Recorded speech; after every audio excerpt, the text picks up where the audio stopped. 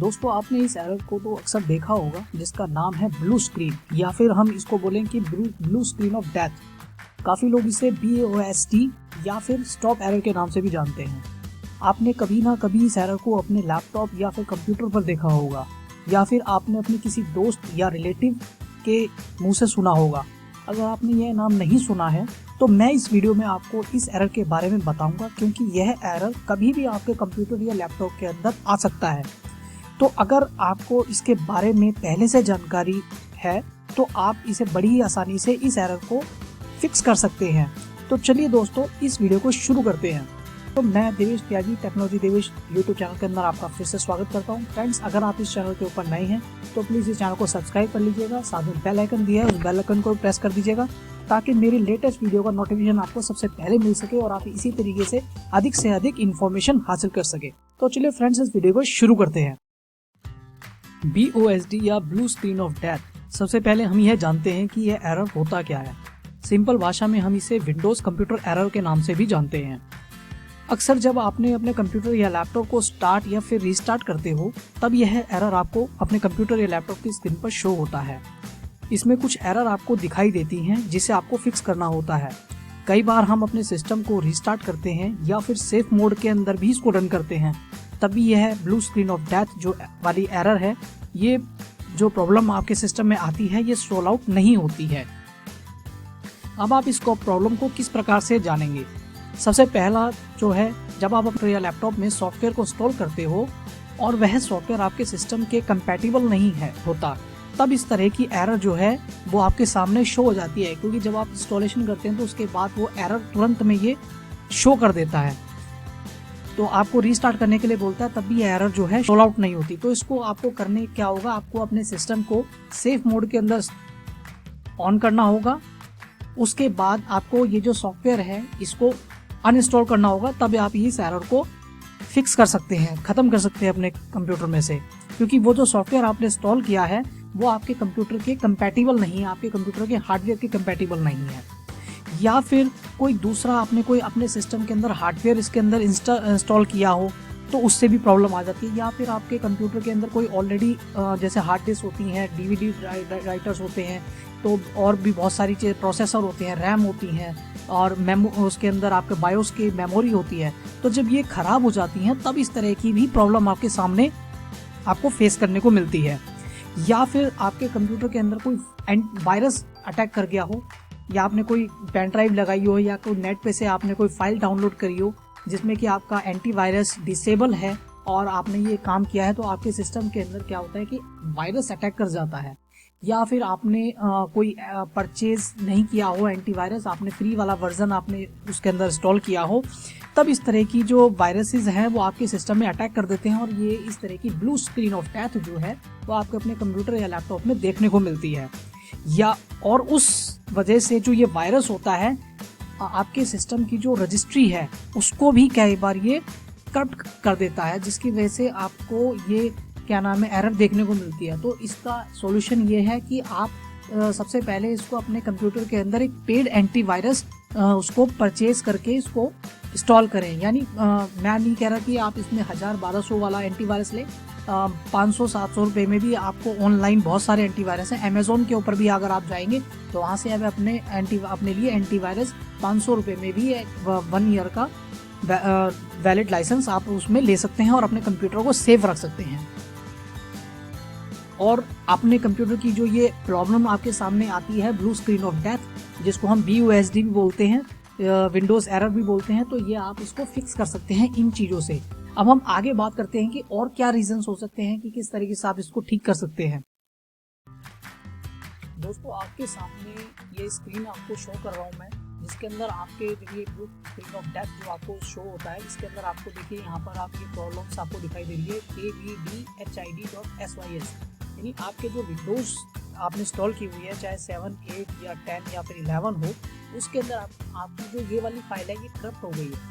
और आपको इस फाइल को कैसे आप इसको ठीक कर सकते हैं, आप सिंपल गूगल के अंदर जाएंगे और वहाँ पर इस नाम को आप स्पेलिंग को टाइप करेंगे और उसके अंदर सर्च करेंगे तो आपको काफ़ी सारे रिजल्ट आपको शो हो जाएंगे और ये वाली फाइल भी आपको गूगल के ऊपर आपको मिल जाएगी। आप इसको आसानी से अपने सिस्टम के अंदर इसको रिप्लेस कर सकते हैं विंडोज़ के अंदर जाके। और वहाँ पर आपको काफ़ी सारे इसके रीजंस भी पता लग जाएंगे कि एरर आपके सामने क्यों शो किया और आपको इसको किस तरीके से इसको ठीक करना है।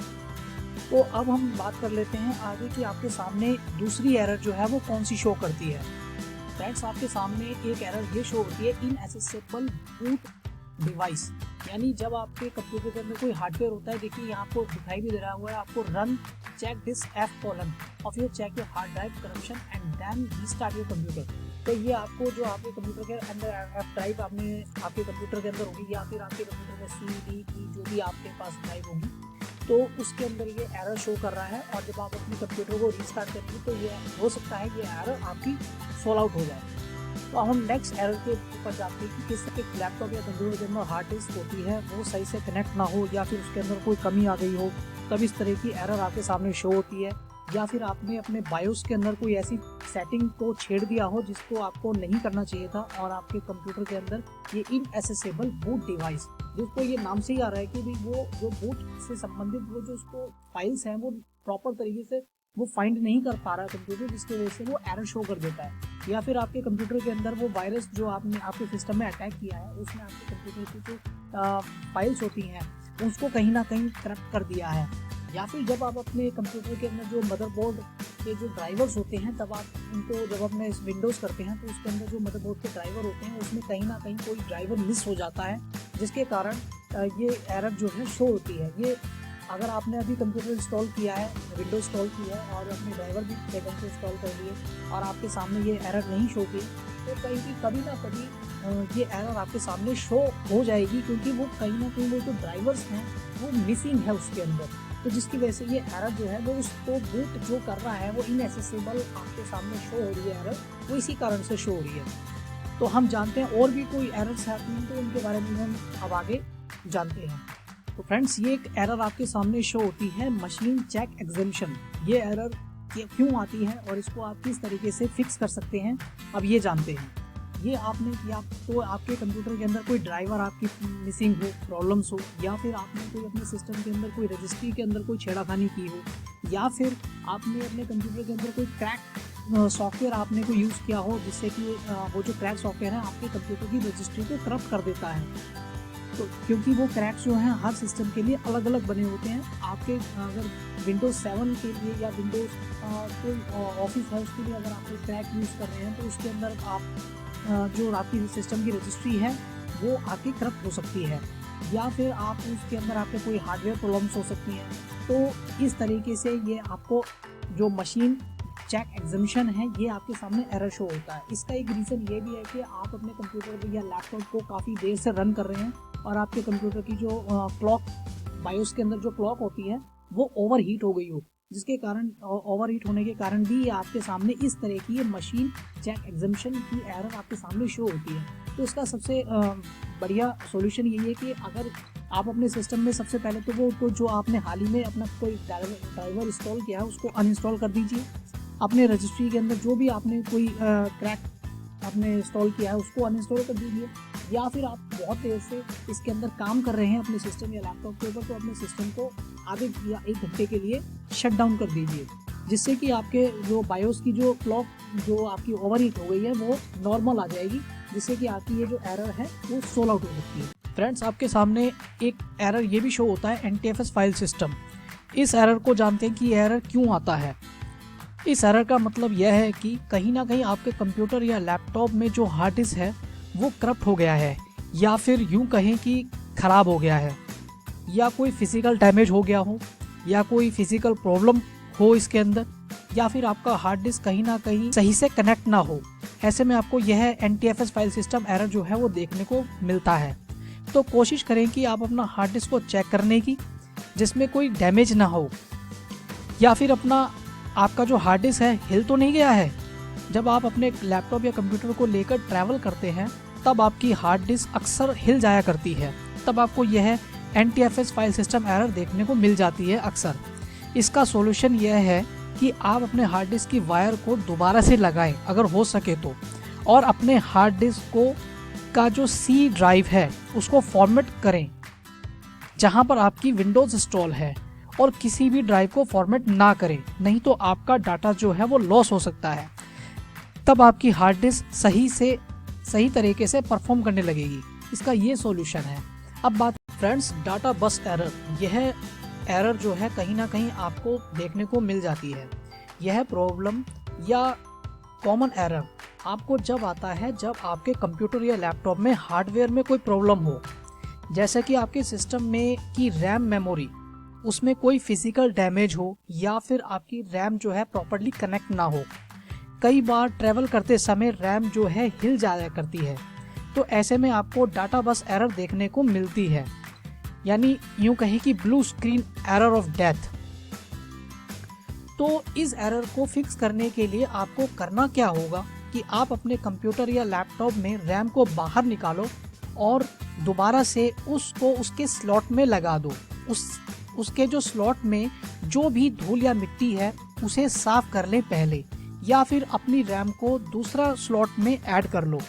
हर मदरबोर्ड के रैम के अंदर जो होती है उसमें 2 स्लॉट होते हैं, तो आपके कंप्यूटर में जो ये एरर आई हुई है यह सही हो जाएगी और आपका कंप्यूटर सही से परफॉर्म करने लगेगा। तो ये एक कॉमन एरर्स हैं जो कि आपके सिस्टम के अंदर आती हैं और आपके सिस्टम जो है सही ढंग से परफॉर्म नहीं करता और आप सही ढंग से अपने सिस्टम में काम नहीं कर पाते। तो अगर आपको ये दूसरा स्लॉट अगर आप उसमें लगाया है रैम और उसके बाद भी आपके कंप्यूटर के अंदर ये प्रॉब्लम सोल्व आउट नहीं हो रही है, तो अपने रैम को एक बार निकालो और उसके अंदर की जो सिल्वर कलर की जो गोल्डन कलर की लाइन आती है स्ट्रिप, उसको चेक कर लीजिए कहीं आपकी रैम के अंदर कोई फिजिकल डैमेज तो नहीं आ गया जिसकी वजह से आपके सिस्टम में ये प्रॉब्लम फेस करने को मिल रही है। तो ये सब चीज़ें हैं जिसको आप अपना चेक करके अपने सिस्टम की जो ये एरर्स हैं उनको ख़त्म कर सकते हैं। तो फ्रेंड्स इसके बाद मैं आपको एक टिप और देना चाहता हूँ कि अगर इन सब चीज़ों को करने के बाद भी अगर ये एरर्स आपकी सिस्टम के अंदर सोल्व आउट नहीं होती हैं आपकी प्रॉब्लम्स, तो आप अपने सिस्टम को क्या करना, एक फॉर्मेट कर लेना।